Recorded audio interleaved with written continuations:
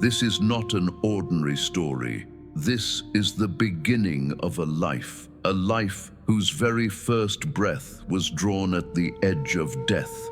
A ship pressed forward, its iron body slicing through the vast chest of the deep sea. Among the crowded passengers was a mother, her arms wrapped around a newborn barely 2 or 3 days old. So small, so fragile, so unaware of the fate closing in. Then, without warning, the sky turned hostile. Black clouds gathered like a curse. The wind screamed. The sea rose in fury. Within moments, a merciless storm descended upon the ship. Towering waves slammed against its body. Wood cracked. Metal screamed. The ship began to break apart. Cries filled the air. Screams, prayers, desperation. But nature heard none of it. And then, it was over. The ship vanished into the depths. One by one, bodies were swallowed by the sea, disappearing beneath the roaring waves. But that mother, in the final breath of hope, found a broken piece of wood drifting on the water. She clung to it with everything she had, holding her child tightly against her chest. She refused to let go. Surrounded by death, floating in the heart of the endless sea, she fought, not for herself, but for the tiny life resting against her heartbeat. Water everywhere, no soul in sight, no voice, no help, only Allah. The mother looked at her child. Tears streamed silently down her face. She did not know whether this tiny life would survive another moment upon the restless sea. And then, a command descended from the heavens. Allah, the Lord of the worlds, called Angel Azrael and said, Go to the mother and the child in the heart of the sea. Take the mother's soul. Azrael, alayhi salam, descended upon the trembling waters. He saw a mother, her strength nearly gone, yet still holding on. With her final breath, she breastfed her child. One last act of love, one final gift. For a fleeting moment, compassion stirred within the angel's heart. But the command of Allah cannot be delayed, cannot be changed. And so, through immeasurable sorrow, the mother's soul was taken. At that very moment, the storm fell silent. The raging sea grew calm. The waves softened, as if creation itself bowed in submission. The piece of broken wood drifted gently onward, carrying the child across the silent waters, across destiny, until it reached a lonely shore at the edge of a vast forest. The child cried, hungry, helpless. No human stood there, no shelter, no food, nothing except the will of Allah. Deep within that forest lived a tigress. Her own cub had not survived. Her heart too knew loss, and fate, by the command of the one who feeds every creature, began to move. By the will of Allah, the tigress came toward the child, not with hunger, not with rage, but with compassion. The laws of nature bowed before the command of the Creator. Miraculously, she gave the child her milk. And so, the first night passed, a night where the jungle watched in silence, where the stars bore witness, and where Allah protected a life the world had already abandoned. With dawn came a new chapter. A fisherman was passing along the shore, net on his shoulder, eyes scanning the water. Then he heard it, a cry, faint, fragile, human. He stopped. Pushing aside the bushes, he saw a child, alive. His heart trembled. Oh, Allah, he whispered, overwhelmed. Such a beautiful child. How is he alive in a place like this? He could not turn away. He lifted the child into his arms, as if destiny itself had placed the child there just for him. This child was the future, Saddad. The fisherman carried him back to his tribe. When the people saw the child, their voices fell silent. Eyes widened, breaths caught. Such beauty, such light. No one had ever seen a child like this before. The tribal chief stepped forward. He looked at the child for a long, unbroken moment. Something stirred within him, a feeling he could not explain. Softly he spoke, "I have no child." His voice steady, yet heavy. "From this day forward, this child is my heir." And so the orphan of the sea found a home. He grew beneath protection, beneath honor, beneath destiny. He was given a name, Saddad. Years passed. The child grew taller, stronger, his beauty deepened, his courage became visible. By the age of 8 or 9, when Saddad stepped outside to play, people recognized him instantly. There was no fear in his eyes, only a strange confidence, a calm certainty. As if, somewhere deep within him, the sea, the storm, the mercy and the will of Allah still whispered his beginning. One day, dust rose on the distant road. The earth trembled beneath marching feet. A group of armed soldiers passed by the village, their weapons glinting under the sun. Fear spread instantly. Children ran, doors closed, mothers pulled their sons inside. But Saddad did not move. He stood still. Among the soldiers was a blind man. His eyes were lifeless. His hands searched desperately for anything that could return his sight. Then he saw it, a small, beautiful container, inside it coal.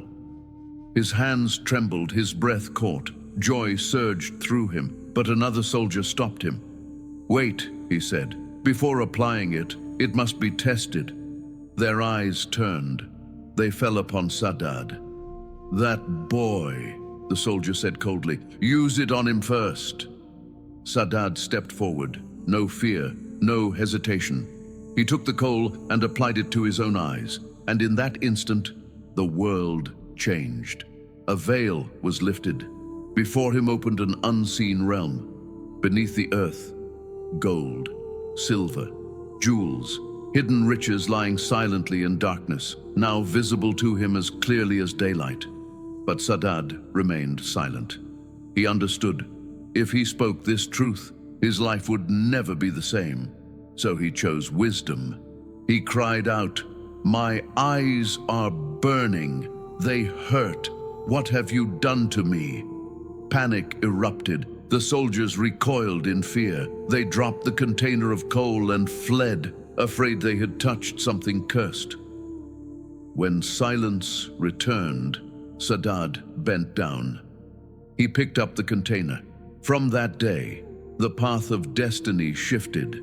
That night he told everything to his foster father. The vision, the hidden world, the power of a coal. His foster father listened, and greed awakened in his eyes. "This coal," he whispered, "can make us kings." Plans were drawn in secrecy. Trust was limited. Silence was enforced. And for years, deep beneath the earth, hidden extraction continued. Gold after gold, treasure after treasure. Unknown to the world, a foundation was being laid, not just of wealth, but of arrogance, and destiny was watching. When Saddad stepped outside to play, people recognized him instantly.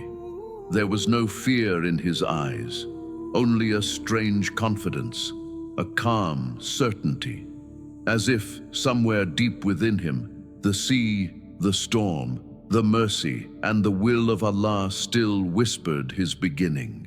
Time passed.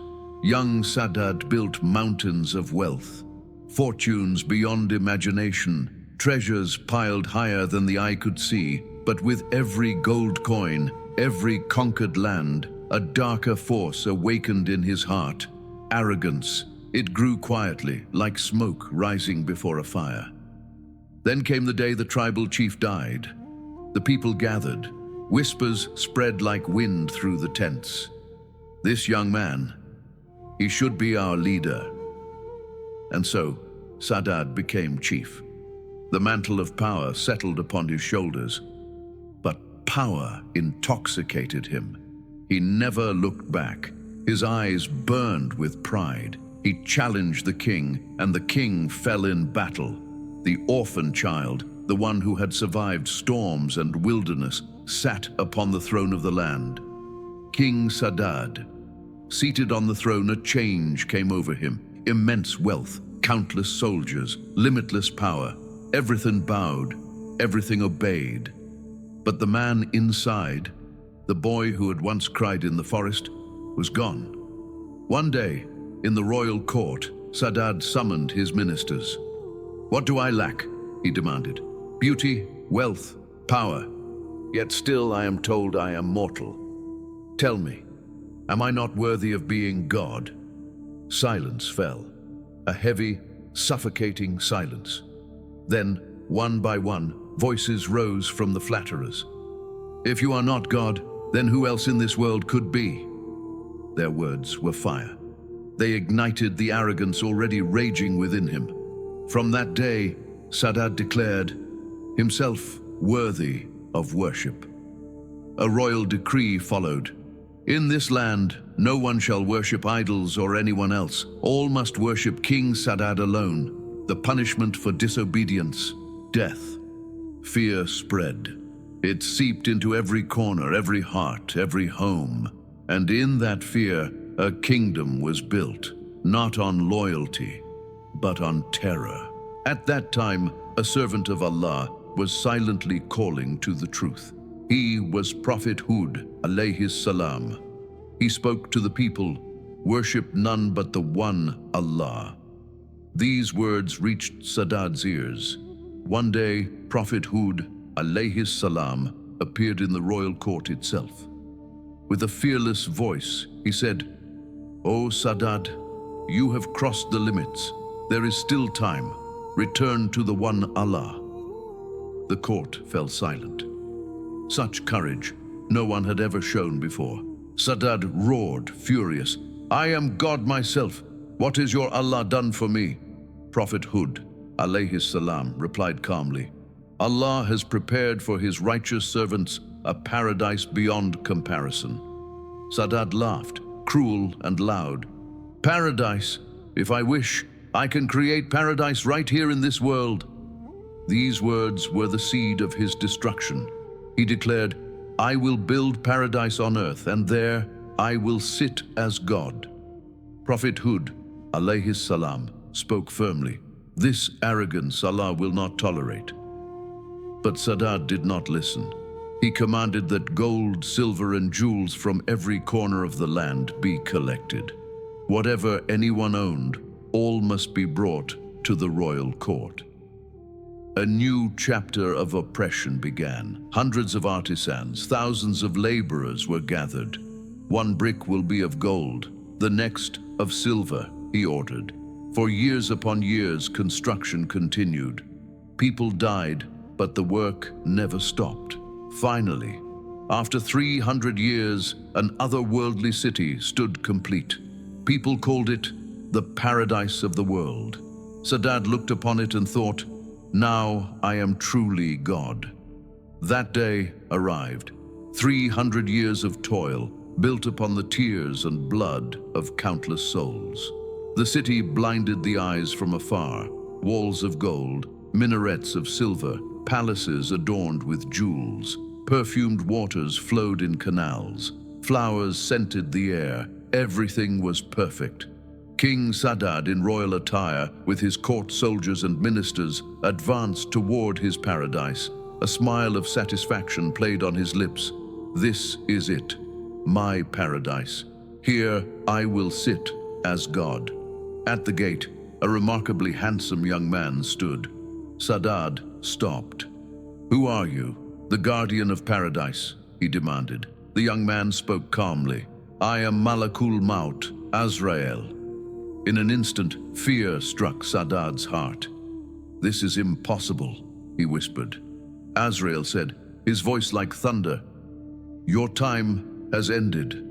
By Allah's command, I have come to take your soul." Saddad screamed. He called for his soldiers, but No one remained. Ministers, courtiers, army, all vanished. Power, arrogance, everything ended in a single moment. Trembling, he fell at Azrael's feet. "Give me a little time, just once, let me see my paradise." Azrael thundered, "Not a single step." Right there, Saddad's soul was taken. And within moments, with a terrifying roar, that false paradise was crushed into the earth. Gold, silver, palaces, all turned to dust. Not a single trace remained.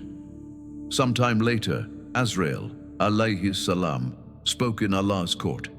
"O Lord, while taking 2 souls, my heart trembled. One, the mother in the middle of the sea. The other, the king who built paradise. Allah said, 'O Azrael, the child you felt mercy for grew up to disobey me. Blinded by arrogance, he believed himself to be God. So I destroyed everything before he could even enter that false paradise.'"